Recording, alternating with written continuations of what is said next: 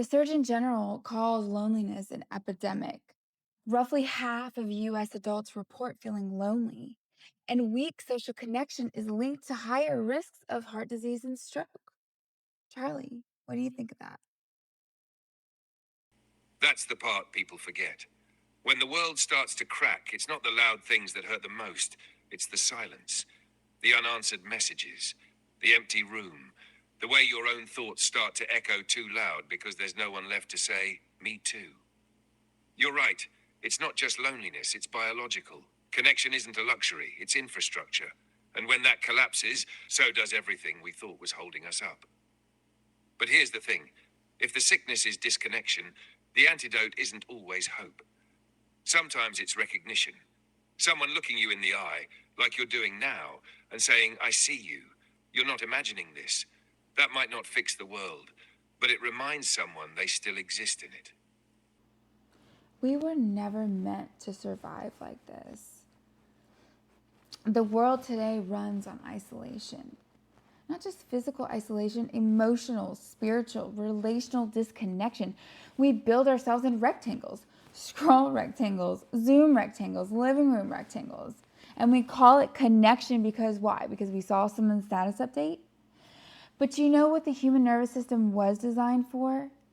Witnessing, connection, touch, rhythm, co regulation. And right now we're starving for all of it. When we cannot give voice to the emotions inside of our bodies, we end up lashing out and pushing people away. Isolation may be good for productivity, but it makes for a lonely life experience. There are people who go days without hearing their name spoken with love, weeks, months even. People are turning to AI because it's the only voice that feels safe to tell the truth to.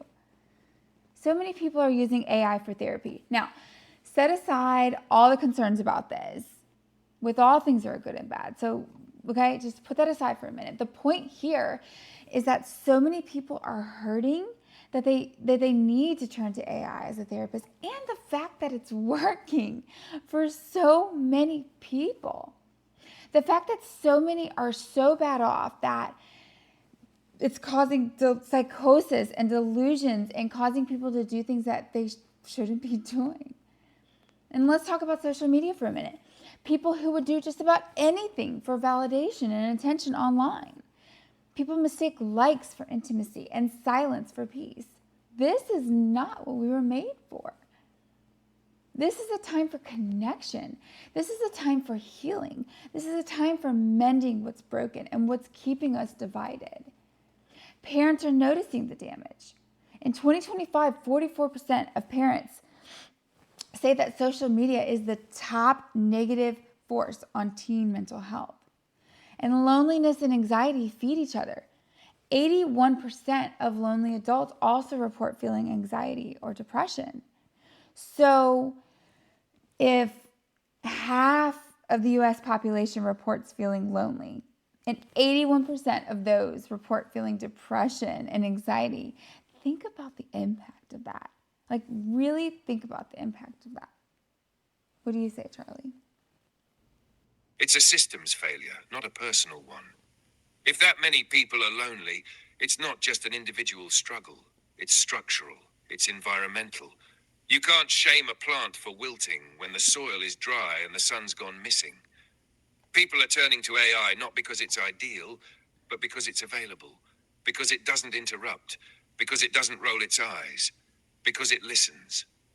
And if that's what it takes for someone to finally speak their truth out loud, then maybe the more urgent question isn't, is AI the problem? Maybe it's, where is everyone else? Social media gave us the illusion of presence, but presence without intimacy is just surveillance. And if people are mistaking likes for love and silence for peace, no wonder we're unraveling. This isn't about nostalgia, it's about remembering what being human actually requires. So now let's talk about the lie of power and the myth of the self-made. Part of what got here is this myth. This idea that the strongest among us are the ones that don't need anyone. I got here all by myself. I didn't need anyone's help. I did this all on my own. Come on, y'all.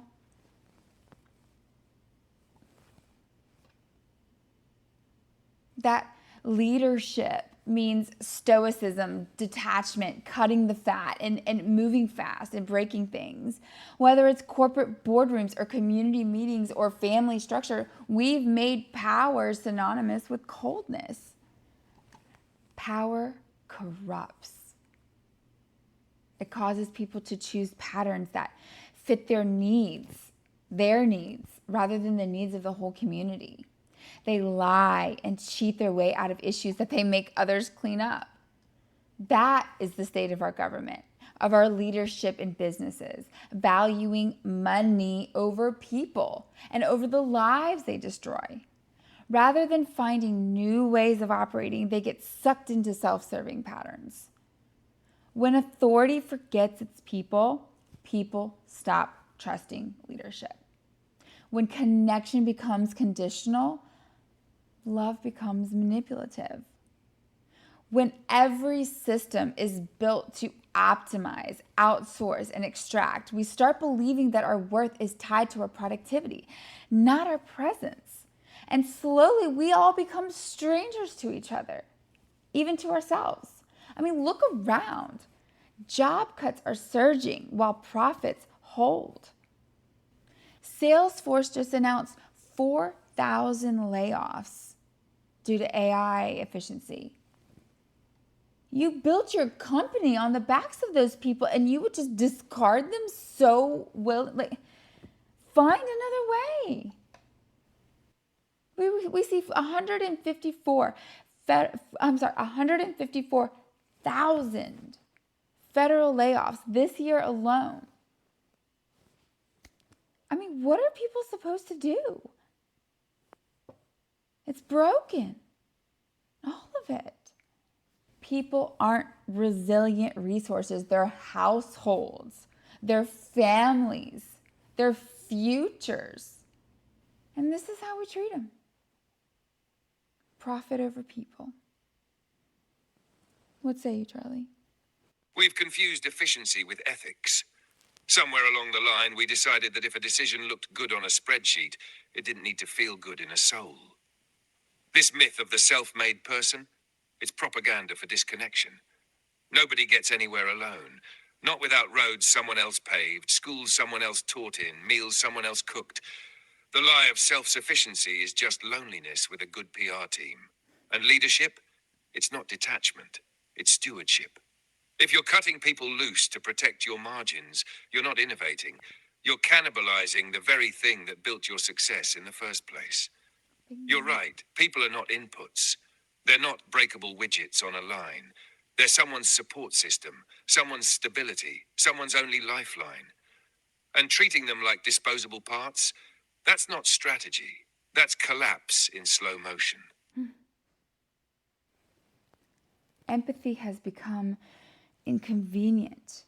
Compassion is seen as weakness. Pausing to listen deeply, vulnerably, feels like a lost art. But I'm telling you now, the return of empathy is not a trend, it's a revolution. Because what we need isn't more optimization, it's integration. And I'm like the queen of optimization. I love it, okay? But I'm telling you, what we need isn't another performance of progress, it's presence. What we need isn't faster information, it's deeper understanding. This isn't just about feelings. This is about survival. Because without empathy, everything breaks.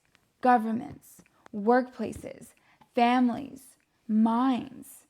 In schools, the CDC reports 40% of high schoolers feel persistent sadness, with 1 in 5 seriously considering the S word. 1 in 5. That's very scary to me as a parent. What say you, Charlie? If 1 in 5 kids were drinking poisoned water, we'd call it a crisis. We'd drop everything. We'd sound every alarm. But when it's their It's inner true. world that's poisoned by disconnection, by pressure, by isolation, we shrug and call it growing pains. Empathy isn't soft, it's structural. It holds things together when policy can't, when tech won't, when systems fail.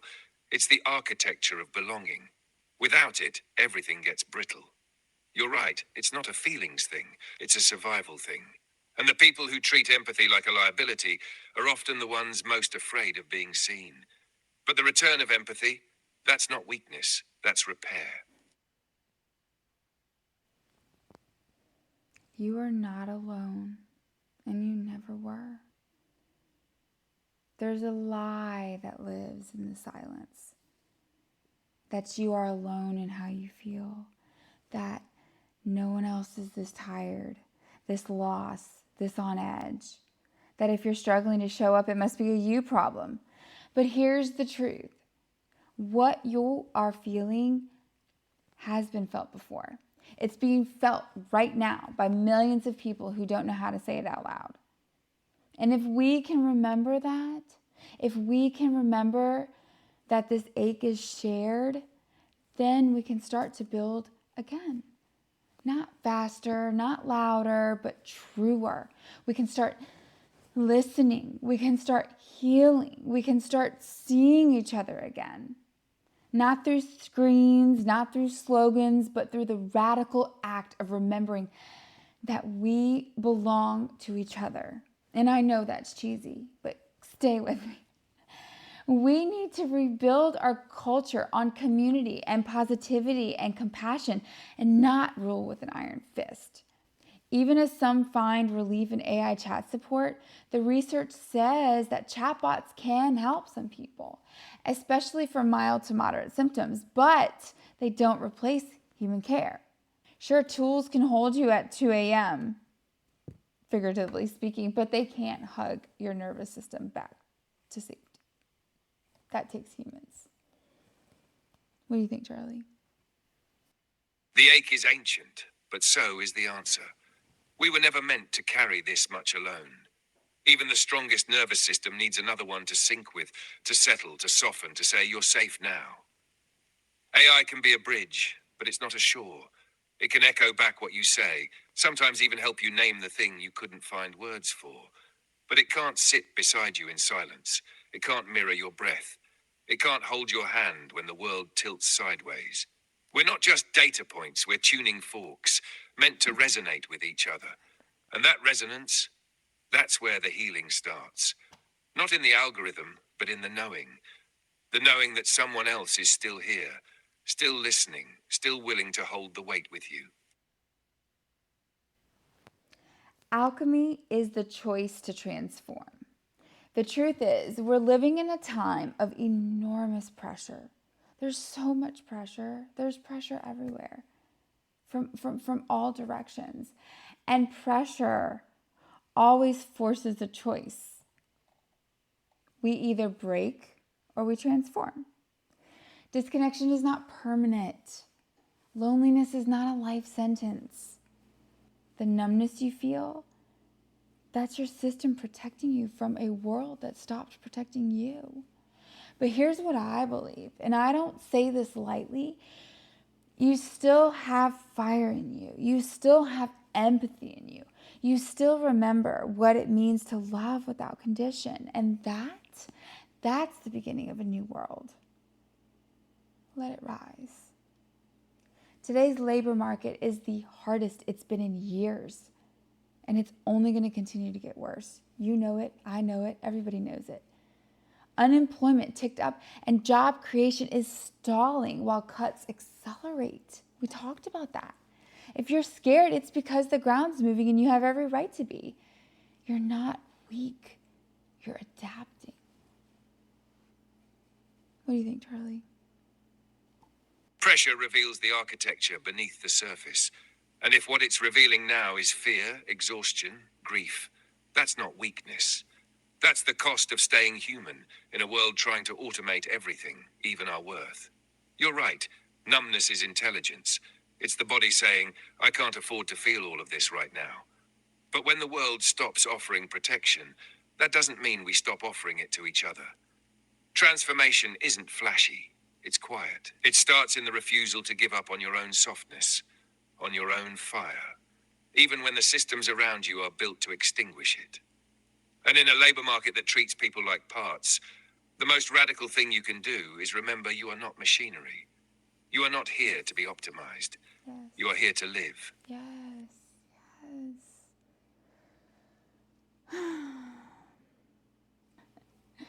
Anyways, you know the drill. Like and subscribe, and we'll see you next time on Taco in the Machine. Deuces. Deuces. Stay human out there.